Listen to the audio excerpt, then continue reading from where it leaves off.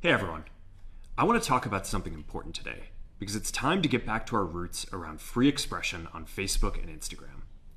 I started building social media to give people a voice. I gave a speech at Georgetown 5 years ago about the importance of protecting free expression, and I still believe this today. But a lot has happened over the last several years. There's been widespread debate about potential harms from online content. Governments and legacy media have pushed to censor more and more. A lot of this is clearly political, but there's also a lot of legitimately bad stuff out there. Drugs, terrorism, child exploitation. These are things that we take very seriously, and I want to make sure that we handle responsibly. So we built a lot of complex systems to moderate content. But the problem with complex systems is they make mistakes. Even if they accidentally censor just 1% of posts, that's millions of people. And we've reached a point where it's just too many mistakes and too much censorship. The recent elections also feel like a cultural tipping point towards once again prioritizing speech. So we're going to get back to our roots and focus on reducing mistakes, simplifying our policies, and restoring free expression on our platforms. More specifically, here's what we're going to do. First, we're going to get rid of fact checkers and replace them with community notes similar to X, starting in the US. After Trump first got elected in 2016, the legacy media wrote non-stop about how misinformation was a threat to democracy. We tried in good faith to address those concerns without becoming the arbiters of truth. But the fact-checkers have just been too politically biased and have destroyed more trust than they've created, especially in the US. So over the next couple of months, we're going to phase in a more comprehensive community notes system.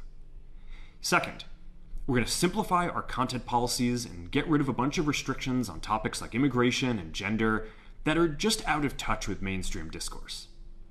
What started as a movement to be more inclusive has increasingly been used to shut down opinions and shut out people with different ideas, and it's gone too far. So I want to make sure that people can share their beliefs and experiences on our platforms. Third, we're changing how we enforce our policies to reduce the mistakes that account for the vast majority of censorship on our platforms. We used to have filters that scanned for any policy violation. Now, we're going to focus those filters on tackling illegal and high-severity violations. And for lower severity violations, we're going to rely on someone reporting an issue before we take action.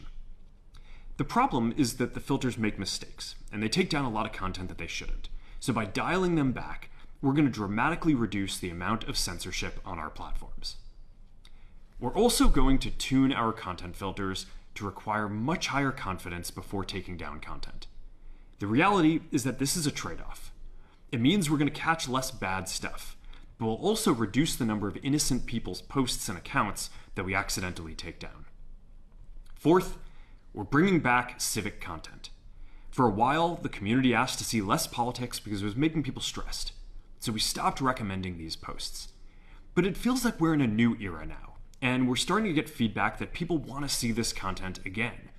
So we're going to start phasing this back into Facebook, Instagram, and Threads while working to keep the communities friendly and positive.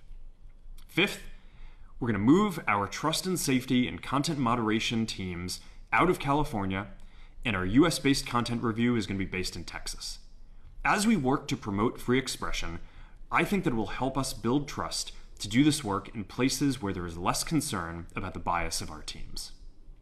Finally, we're going to work with President Trump to push back on governments around the world that are going after American companies and pushing to censor more. The US has the strongest constitutional protections for free expression in the world. Europe has an ever-increasing number of laws institutionalizing censorship and making it difficult to build anything innovative there. Latin American countries have secret courts that can order companies to quietly take things down. China has censored our apps from even working in the country. The only way that we can push back on this global trend is with the support of the US government. And that's why it's been so difficult over the past 4 years when even the US government has pushed for censorship. By going after us and other American companies, it has emboldened other governments to go even further. But now we have the opportunity to restore free expression, and I am excited to take it. It'll take time to get this right, and these are complex systems. They're never going to be perfect.